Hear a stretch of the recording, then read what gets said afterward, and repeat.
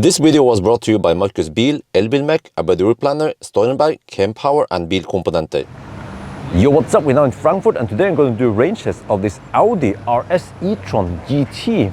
It is the okay, not the beefiest e-tron GT, but it's still pretty schnell, around 850 horsepower at the maximum.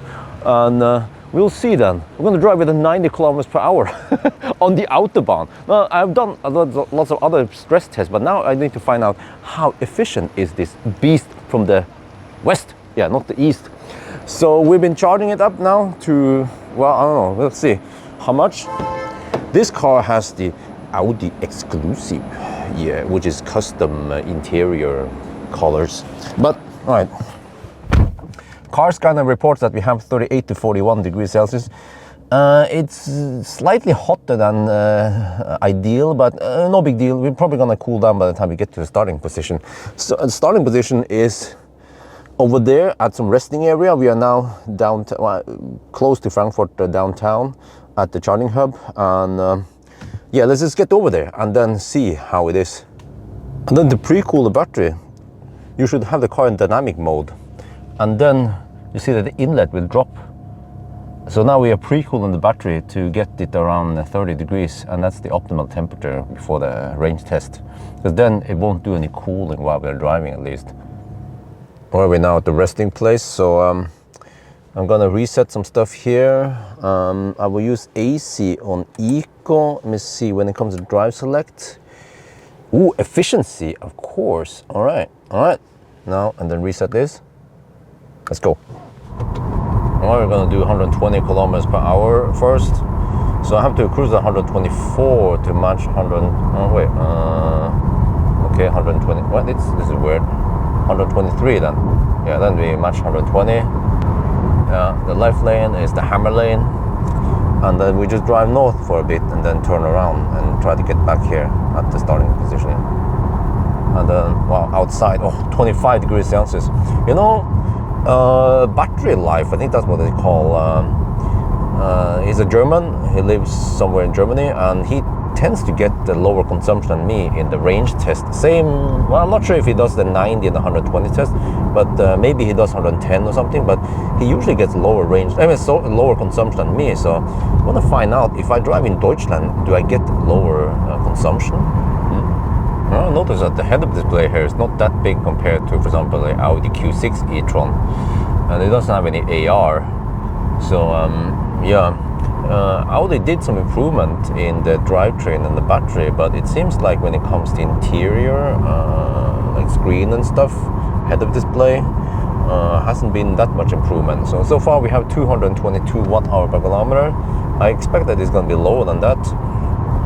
So we'll just do roughly 50 kilometer loop total. I think that's good enough for the test.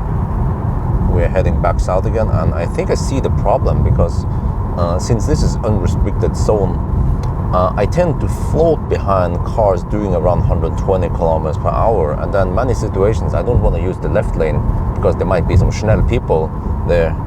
So unlike in Norway, where 120 kilometers per hour is over the speed limit on the left lane, trying to get past left lane huggers, and then the right lane is usually at 90 kilometers per hour. So maybe that's why, maybe battery life, he drafts behind many cars when he's doing the test, and that could actually affect the consumption. But right now it's looking pretty good, 213 watt-hour per kilometer. But it's an aerodynamic car, right? It should be lower than 200. All right, 207 watt-hour per kilometer. All right, not too bad. Let's see about the 90 test then. Man, this is so weird. And I'm just cruising here at 90, and then most cars, they are so schnell. Yeah. So well, even what? A Mercedes van just hammers me. Audi, yeah, lots of Germans here. Okay, but this time I don't think I need to take that long loop. I'm actually running out of time because I should already be at the Fabrik for some lunch.